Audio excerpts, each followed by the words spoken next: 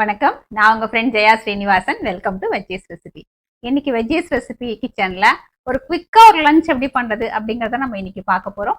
கத்திரிக்காய் போட்டு அரைச்சு விட்ட வத்த குழம்பு பண்ணலான் இருக்கேன். எப்பயும் நம்ம பொடி போட்டு வத்த குழம்பு பண்ணுவோம். இந்த மாதிரி வறுத்து அரைச்சு பண்ணும்போது ரொம்ப டிஃபரெண்டாகவும் ரொம்ப டேஸ்டாகவும் இருக்கும். அதுக்கப்புறம் முளக்கீரை மசியல், பீன்ஸ் பருப்பூசிலி. இது ரெண்டுமே ஈஸியா குக்கர்ல பண்ணிடலாம். கீரை மசியலும் பீன்ஸ் பருப்பூசிலியும் அவ்வளோ குவிக்காக ஆகிடும். அதே நேரம் இந்த பீன்ஸோட கலரோ இல்லை நம்ம கீரையோட கலரோ மாறாமல் ரொம்ப பர்ஃபெக்டாக வரும். ஃபர்ஸ்ட் டைம் சேனலை பார்க்குறீங்கன்னா ப்ளீஸ் சப்ஸ்கிரைப் பண்ணுங்கள். பெல் ஐக்கானை கிளிக் பண்ணி ஆல் ஆப்ஷன் கொடுத்துட்டிங்கன்னா நான் போடக்கூடிய எல்லா வீடியோஸும் குவிக்காக உங்களுக்கு ரீச் ஆகும். வாங்க இன்னைக்கு நம்ம வீட்டு லஞ்ச் மெனு நம்ம பார்க்கலாம். இன்னைக்கு சமையலுக்கான கொஞ்சம் ப்ரிப்பரேஷன் பண்ணிக்கலாம். அரைச்சி விட்ட கத்திரிக்காய் வத்த குழம்பு பண்ண போகிறேன். அதுக்காக ஒரு எலுமிச்சம்பழம் அளவுக்கு புளியை ஊற வச்சுருக்கேன். பீன்ஸ் பருப்பூசிலி 150 கிராம் பீன்ஸை வாஷ் பண்ணிட்டு பொடியாக கட் பண்ணி வச்சிருக்கேன். பருப்பூசிலிக்கு 3 டேபிள் ஸ்பூன் துவரம் பருப்பும் 1 டேபிள் ஸ்பூன் கடலை பருப்பும் ஊற வச்சிருக்கேன். இவ்வளோ தேவைப்படாது, கொஞ்சம் மிச்சமாகும். அதை நம்ம குணுக்கு மாதிரி போட்டுக்கலாம்.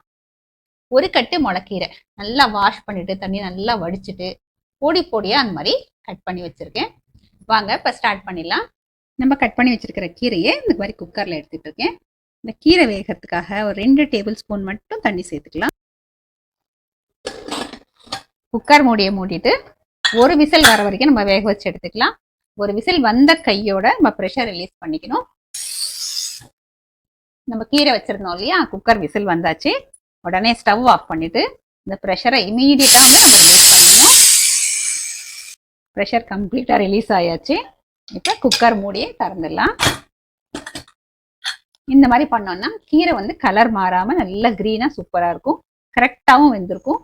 கீரை சூடா இருக்கும் போதே நல்லா கரண்டியால மசிச்சு விட்டுக்கலாம். ஏன்னா மசியல் இல்லையா, கொஞ்சம் நல்லா அப்படி மசிச்சோன்னா நல்லா இருக்கும். கீரை பாருங்க நல்லா மசிச்சாச்சு. இதுல 1/4 டீஸ்பூன் மஞ்சத்தூள், கீரைக்கு தேவையான அளவு உப்பு சேர்த்துக்கலாம். சேர்த்து நல்லா மிக்ஸ் பண்ணி விட்டுருவோம். கீரைக்கு ரொம்ப உப்பு தேவைப்படாது, ரொம்ப கம்மியாக தான் பார்த்து போட்டுக்கணும். நல்லா மிக்ஸ் பண்ணியாச்சு. இப்போ கீரைக்கு தாளிச்சிடுவோம். ஸ்டவ்ல ஒரு தாளிக்கிற கரண்டி வச்சிருக்கேன். 1 டேபிள் ஸ்பூன் தேங்காய் எண்ணெய் சேர்த்துருக்கேன். எண்ணெய் சூடாயாச்சு. 1/2 டீஸ்பூன் கடுகு சேர்த்துக்கலாம். கடுகு வெடிச்சதும் 1/2 டீஸ்பூன் உளுத்தம்பருப்பு, 2 காஞ்ச மிளகாய் சேர்த்துக்கலாம்.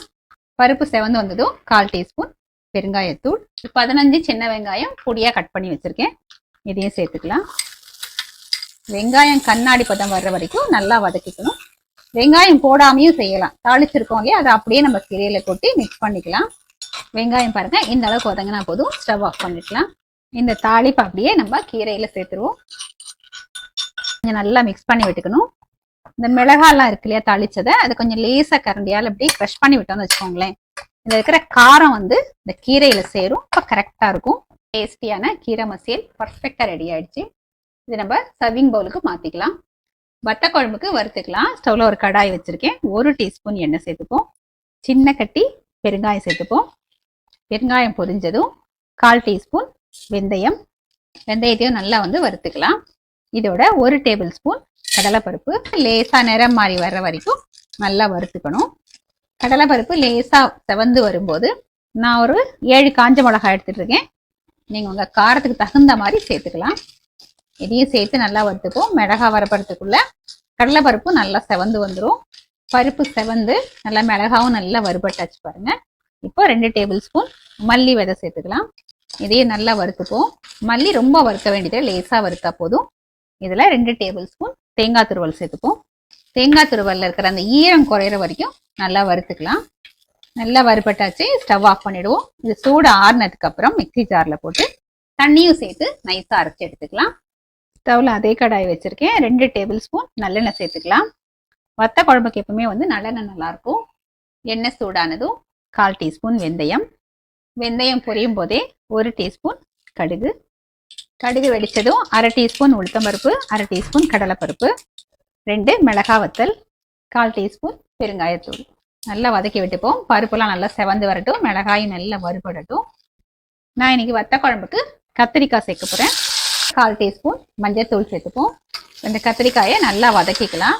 கத்திரிக்காய்க்கு பதிலாக வெண்டைக்காய், முருங்கைக்காய், பரங்கிக்காய், சின்ன வெங்காயம் பிடிச்சா அது கூட போட்டுக்கலாம். அதுவும் நல்லா இருக்கும். கத்திரிக்காய் கொஞ்சம் நல்லா வதங்கட்டும். கத்திரிக்காய் ஓரளவு வதங்கினதும் நம்ம கரைச்சி வச்சிருக்கிற புளி தண்ணியை சேர்த்துருவோம். குழம்புக்கு தேவையான அளவு உப்பு சேர்த்துக்கலாம். இதில் கொஞ்சம் கருவேப்பிலை சேர்த்துப்போம். நல்லா கொதிச்சு இந்த புளியோட பச்சை வாசனை போகட்டும். வத்த குழம்பு பாருங்க நல்லா கொதிச்சாச்சு. இந்த புளி தண்ணியோட பச்சை வாசனையும் போயாச்சு. நம்ம வருத்தம் இல்லையா, அதை வந்து நான் அரைச்சி வச்சிருக்கேன். அரைச்ச பேஸ்ட்டை நம்ம அந்த குழம்புல சேர்த்துக்கலாம். அதை நல்லா மிக்ஸ் பண்ணிடுவோம். நல்லா கொதிக்கட்டும். கொஞ்சம் திக்காகும். இந்த நம்ம வத்த குழம்பு எல்லாம் வரும் இல்லையா, அந்த மாதிரி ஒரு கன்சிஸ்டன்சில வரட்டும். அதுக்கப்புறம் நம்ம பார்க்கலாம். வத்த குழம்பும் பாருங்க நல்லா கொதிச்சாச்சு. கன்சிஸ்டன்சியும் கரெக்டா இருக்கு. கத்திரிக்காயும் சூப்பரா வெந்திருக்கு. எப்பயும் நம்ம ரெகுலரா பண்ணுவோம் இல்லையா வத்த குழம்பு, அதோட டிஃபரெண்டான ஒரு டேஸ்ட்ல ரொம்பவே நல்லா இருக்கும். கொஞ்சமா வெல்லம் சேர்த்துருவோம். நல்லா கலந்துட்டு ஸ்டவ் ஆஃப் பண்ணிடலாம். இப்போ அந்த அரைச்சி விட்ட வத்த குழம்ப நம்ம சர்விங் பவுலுக்கு மாத்திப்போம். அதே குக்கர்ல 2 டேபிள் ஸ்பூன் தண்ணி எடுத்துட்டு இருக்கேன். இதில் கொஞ்சம் கருவேப்பிலை போட்டுக்கலாம். 1 டீஸ்பூன் தேங்காய் எண்ணெய், நம்ம பொடியாக கட் பண்ணி வச்சுருக்கோம் இல்லையா பீன்ஸ், அதை சேர்த்துக்கலாம். உசிலிக்கு நம்ம பருப்பு ஊற வச்சுருந்தோம் இல்லையா, அது ஃபுல்லாக நல்லா ஃபில்டர் பண்ணிட்டு எடுத்துகிட்டு இருக்கேன். இதில் வந்து 2 காஞ்ச மிளகா, 1/2 டீஸ்பூன் ஜீரகம், கொஞ்சம் மஞ்சப்பொடி, தேவையான அளவு உப்பு, ஒரு 1/4 டீஸ்பூன் பெருங்காயம். இதை வந்து கொரப்பாக நம்ம இப்போ அரைச்சி எடுத்துப்போம். பாருங்கள், இந்த மாதிரி உசிலிக்கு அரைச்சி எடுத்துக்கிட்டாச்சு. குக்கரில் பீன்ஸ் இருக்கு இல்லையா, அதுக்கு வந்து தேவையான அளவு மஞ்சள் தூள், அதாவது ஒரு 1/4 டீஸ்பூன் சேர்த்துக்கிறேன். கொஞ்சமாக உப்பு சேர்த்துக்கலாம். இப்போ பீன்ஸ்க்கு மட்டும் சேர்த்தா போகிறோம். நம்ம உசிலிக்கு வந்து இந்த பருப்பில் உப்பு சேர்த்துருக்கோம். அரைச்சி வச்ச பருப்பு இருக்கு இல்லையா, அதை வந்து இப்படி ஃப்ளாட்டாக இப்படி வடை மாதிரி தட்டி இது மேலே இப்படி வச்சுக்கணும். வடை மாதிரி தட்டி இப்படி மேலே வச்சுட்டு இப்போ குக்கர் மூடியை மூடி 3 விசில் வர வரைக்கும் நம்ம வேக வச்சு எடுத்துக்கணும்.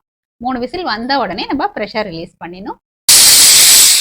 குக்கர் பாருங்க 3ஆவது விசில் வந்தாச்சு. இப்போ ஸ்டவ் ஆஃப் பண்ணிட்டு குக்கர் ப்ரெஷர் ரிலீஸ் பண்ணிடுவோம். இப்போ குக்கர் மூடியை திறந்துடலாம். பாருங்க பீன்ஸ் பர்ஃபெக்டா வெந்திருக்கு.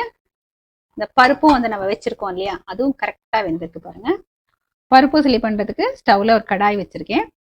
1 டேபிள் ஸ்பூன் தேங்காய் எண்ணெய் சேர்த்துக்கலாம். எண்ணெய் சூடானதும் 1/2 டீஸ்பூன் கடுகு, கடுகு பொரிஞ்சதும் 1/4 டீஸ்பூன் பெருங்காயத்தூள், கொஞ்சம் கருவேப்பிலை சேர்த்துக்கலாம்.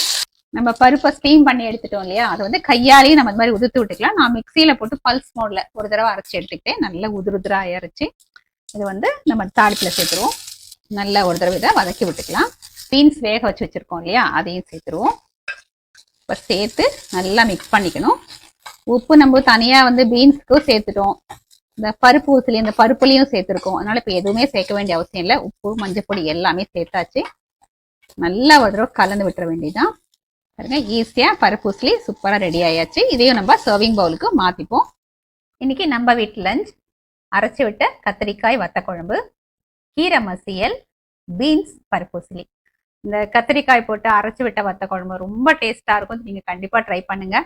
முளைக்கீரை மசியல், இதுவும் பாருங்க கலர் மாறாம பர்ஃபெக்டா ரொம்ப குவிக்கா ரெடி பண்ணிட்டோம். டேஸ்ட் வந்து ரொம்ப சூப்பரா இருக்கும். நான் இன்னைக்கு வெங்காயம் போட்டு பண்ணியிருக்கேன். வெங்காயம் போடாமையும் நம்ம பண்ணிக்கலாம். பீன்ஸ் பருப்பூசிலி, ஜென்ரலா நம்ம பருப்பூசிலி பண்ணோம் அப்படின்னா கொஞ்சம் டைம் அதிகமா எடுக்கும், எண்ணெய் செலவாகும். ஆனா இதுல எண்ணெய் செலவு வந்து ரொம்ப கம்மி. ஆனா டேஸ்ட் சூப்பரா இருக்கும். ரொம்ப குவிக்கா ஆயிடும், பீன்ஸோட கலர் மாறாம. அதே நேரம் இந்த பருப்பூசிலி வந்து சில சமயம் ரொம்ப ட்ரை ஆகும் நம்ம வதக்கும் போது. இது அப்படி ஆகாம நல்லா சாஃப்டா ரொம்ப டேஸ்டா இருக்கும். பருப்பு ரசமும் பண்ணியிருக்கேன். இது நம்ம ஜென்ரலா எல்லாரும் பண்றதுதான், அதனால இதை நான் ஷூட் பண்ணல. பிஸியா இருக்கிறவங்க எல்லாருமே வந்து கொஞ்சம் இந்த மாதிரி பிளான் பண்ணி பண்ணோம் அப்படின்னா கம்ப்ளீட் லஞ்சு ஈஸியா ஒரு மேக்சிமம் 1/2 மணி நேரத்துல முடிச்சிடலாம். இன்னைக்கு எங்க வீட்டு லஞ்ச் அப்படின்னு பாத்தீங்கன்னா இந்த சமையல் பிளஸ் சூடா சாதம் பண்ணியிருக்கேன். தயிர் இருக்கு, ஊறுகாய் இருக்கு. சூப்பரா உட்காந்து சாப்பிட வேண்டியதான். நீங்களும் இதே மாதிரி ட்ரை பண்ணி பாருங்க. நம்மளோட டைமும் சேவ் ஆகும், எஃபர்ட்டும் கம்மியாகும், நல்ல டேஸ்டியான சமையலாகவும் இருக்கும். ட்ரை பண்ணி பார்த்துட்டு எப்படி வந்ததுன்னு கமெண்ட்ல சொல்லுங்க. லைக் பண்ணுங்க, உங்க ஃப்ரெண்ட்ஸ் அண்ட் ஃபேமிலியோட ஷேர் பண்ணுங்க. புது ரெசிபியோட நாளைக்கு நான் உங்களை மீட் பண்றேன். தேங்க்ஸ் ஃபார் வாட்சிங்.